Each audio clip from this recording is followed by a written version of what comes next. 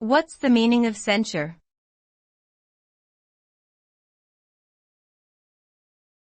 Censure.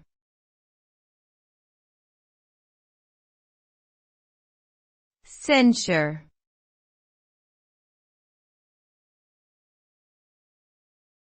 Censure.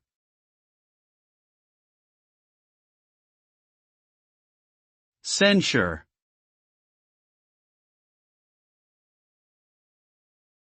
The term censure refers to a formal condemnation or criticism of someone's behavior or actions. This can be issued by a governing body or institution, such as a parliament or corporate board, and is typically used to express disapproval or disavowal of specific conduct. The result of a censure may include a public reprimand, loss of privileges or status, or other consequences depending on the severity of the situation. Ultimately, censure is a means of holding individuals accountable for their actions and upholding standards of conduct within an organization or community.